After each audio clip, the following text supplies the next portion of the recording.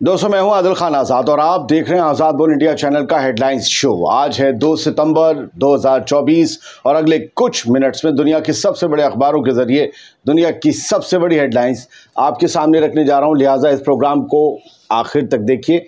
आज आपको दिखाएंगे नेतन्याहू का एडवाइजर रोमन गॉफमैन पहुंचा रूस, पुतिन सरकार से की हमास, ईरान और हिजबुल्लाह की शिकायत। इजरायली डिफेंस मिनिस्टर ने नेतन्याहू की नाजायज मांगों को बताया शर्मनाक। फिलाडेल्फिया एक्सिस पर कब्जे को लेकर दोनों फिर से भिड़े। आज इजराइल में पूरी तरह से हड़ताल, नेतन्याहू के खिलाफ यहूदियों में गुस्सा, होस्टेज डील के लिए बढ़ रहा प्रेशर। इजराइल में हाईवे, स्कूल, एयरपोर्ट सब बंद, सड़कों पर लाखों लोग। सरकार को बताया government of death. West Bank में लगातार बढ़ रहे इजरायली फौज के हमले, फिलिस्तीनी लड़ाके भी दे रहे टक्कर। कई ममालिक इजरायली रवैये से नाराज। गजा में निशाने पर तंबू और रैन बसेरे, पनाह गुज़ीरों को चुन चुन कर बनाया जा रहा निशाना। स्कूल पर ताज़ा इजरायली हमले में कई की मौत। और मलेशिया, न्यूजीलैंड सरकार ने की गजा में फौरन सीज फायर करने की अपील। अमेरिका की नीयत पर उठे सवाल। हेडलाइंस आपने देख ली, लेकिन खबरें इससे कहीं ज्यादा होंगी। सबसे पहले कुछ प्राइम खबरों से रुख करते हैं। News.az इंटरनेशनल, इन्होंने खबर दी कि नेतन्याहू का एडवाइजर रशिया पहुंचा है और गजा की होस्टेज डील को लेकर उन्होंने बात की है और इसकी जानकारी दी है खुद प्राइम मिनिस्टर बेंजामिन नेतन्याहू के ऑफिस ने। रोमन गॉफमैन इस बंदे का नाम है, जो कि एडवाइजर भी है बेंजामिन नेतन्याहू का, मिलिट्री एडवाइजर है और बड़ा शातिर आदमी है। ये रोमन गॉफमैन पहुंचा रूस, मॉस्को पहुंचा। अब पुतिन साहब से तो मुलाकात हो नहीं पाई क्योंकि ये उस कद का आदमी नहीं है, उस कद का।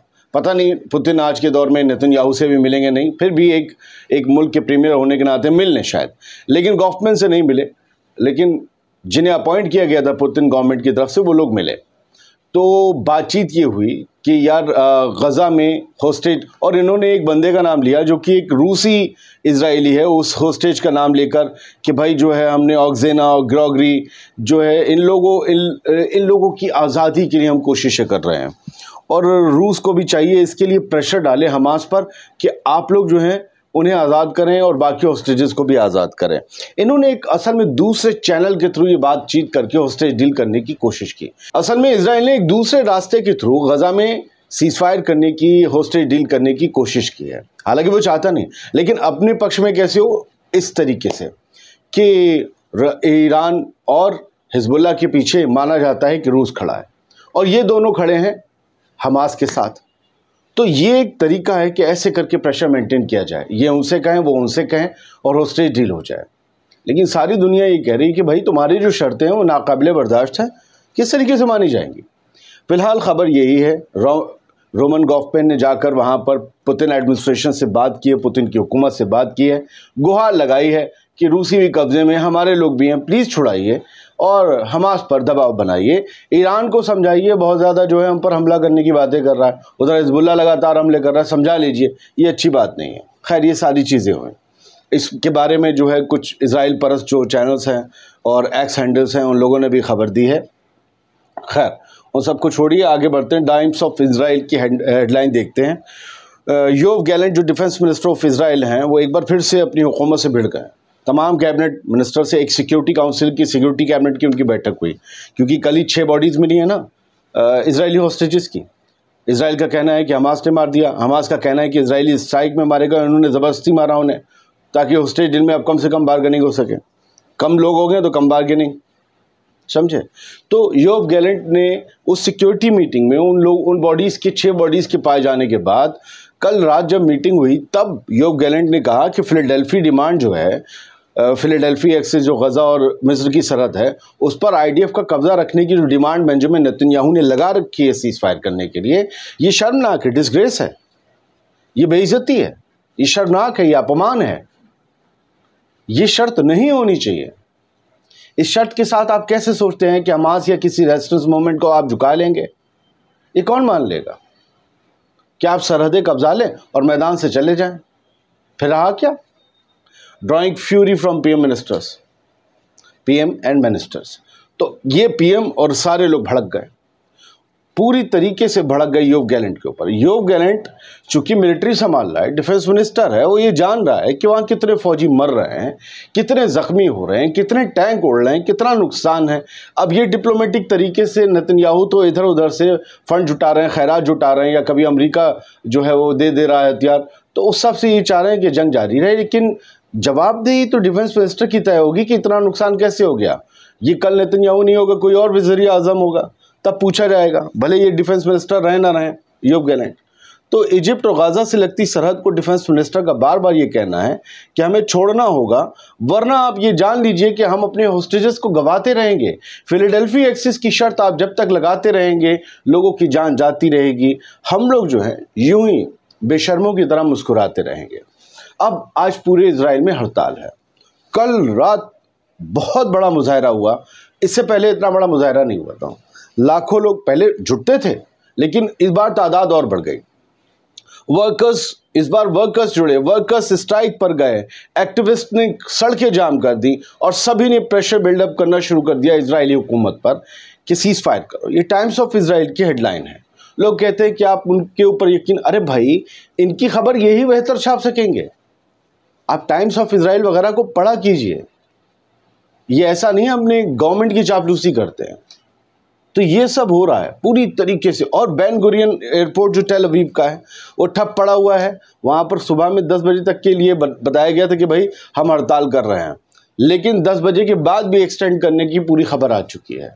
जो लोग एयरपोर्ट में फंसे हुए हैं, जिनका लगेज, जो लैंड हुए हैं उनका लगेज, जिन्हें टेक ऑफ करना है उनका लगेज, कोई चेक ही नहीं हो रहा, कोई सिक्योरिटी चेक नहीं है, कोई लगेज पहुँचाने वाला नहीं, कोई लगेज चेक नहीं है। इसलिए जो आ चुके हैं वो बाहर नहीं आ सकते, जो पहुंच गए एयरपोर्ट पर वो टेक ऑफ नहीं कर सकते। तो सब कुछ ठप पड़ा और इकोनॉमी को भी इससे, आज की हड़ताल से धक्का लगा है। जगह जगह दुकानें, खोपचे, ठेले जो भी इजराइल वाले लगाते होंगे वो सब बंद हैं। बेन गुरियन एयरपोर्ट भी पूरी तरीके से बंद है। और ये प्रोटेस्ट की आप तस्वीरें देख रहे होंगे, आपने देखी होगी ये लाखों लोग। जब मैंने आपको बताया तेल अवीव की सड़कें कुछ ऐसी हैं, लेकिन ये जो आप फोम जैसा दिख रहे हैं, मोसाद कमेंट्री ने दिखाया, ये फोम जैसा कुछ नहीं है, ये सब इन लोगों के ऊपर नाली का और पॉटी का पानी डाला गया। ये रब्बी या दूसरे जो यहूदी थे जो हुकूमत के ख़िलाफ़ प्रोटेस्ट कर रहे थे और जो कह रहे थे कि फ़ौरन सीज़ फायर करो, झंडे लहरा रहे थे, उनके ऊपर गंदगी डाल दी गई। ये कुछ जगह पर फोम डाला गया है, ये तो फोम बताया जा रहा है। और गंदा पानी सीवर का हमेशा से डालते रहे इजरायली, वो भी डाला गया है ये अपने लोगों पे। और ये वो लड़कियां हैं, टीनेजर लड़कियां इजराइल की, जिनकी आप तस्वीर देख रहे होंगे, 1 और 2 उछल उछल कर ये लोग बेंजामिन नेतन्याहू के सपोर्ट में अपने ही ज्यूज, उन लोगों को जो लोग हुकूमत के अगेंस्ट प्रोटेस्ट कर रहे हैं, हुकूमत के खिलाफ प्रोटेस्ट कर रहे हैं, होस्टेज डील करने को कह रहे हैं, ये लड़कियां बताया जा रहा है उन्हें गालियां दे रही हैं, उनको अब्यूज़ कर रहे हैं, उनका मजाक उड़ा रही हैं और उनकी फैमिलीज़ को भी। और यहाँ तक कि 1-2 लफ्ज़ जो लिखे हुए हैं वो भी बोल रही हैं मैं पढ़ नहीं सकता। लेकिन मैं जो पढ़ने जा रहा हूँ वो अल-मायादीन की हेडलाइन है। US Democrats call for immediate ceasefire as Republican blame game कर रहे हैं रिपब्लिकन्स, मतलब एक दूसरे पर इल्ज़ाम तराशी हो रही है। लेकिन US डेमोक्रेट कह रहे हैं कि जो उनके सांसद हैं, इस तरीके से समझिए, वो ये कह रहे हैं कि फ़ौरन सीज फायर करिए, अब होस्टेजेस मरने लगे हैं बड़ी तादाद में। और चूंकि कल जो 6 होस्टेजेस की बॉडी मिली है उसमें एक अमेरिकी इजरायली थे, तो अमेरिका को बहुत नुकसान है। इजराइल कह रहा है देखो जो 6 लोग मिले हैं ना, इससे पता चलता है कि हमास कितना ख़तरनाक खूंखार है और ये क्या करेगा बाकी लोगों के साथ, होस्टेजेस के साथ और इजरायलियों के साथ और दुनिया के साथ। 6 लोग मारे गए तो हमास का खूंखारपन जाहिर हो रहा है, और 40,000 फ़लस्तीनी मार दिए गए, तब वो क्या हैवान है? जानवरों से भी बड़ा जानवर है जिसने औरतों और बच्चों को मार दिया, जिसके खिलाफ ICC में हियरिंग चल रही है। कमाल, दुनिया के कई ममालिक लताड़ चुके हैं। अजीब बात है।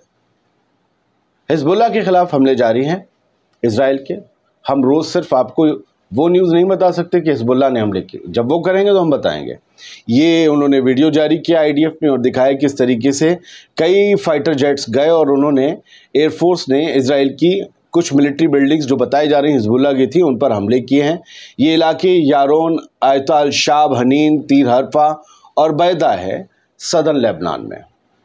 हाँ, एक और चीज़ ये है, कल ही जो उनके कम्युनिकेशन मिनिस्टर हैं इजराइल के, उन्होंने बताया स्टारलिंक सिस्टम, स्टारलिंक एक्स के मालिक, ट्विटर के मालिक एलन मस्क, उनकी कंपनी का स्टारलिंक जो है, स्टारलिंक सिस्टम पहुंच चुके हैं इजराइल, और अब ये नॉर्थ इजराइल में काम आएंगे। कैसे, अब मैं समझाता हूँ।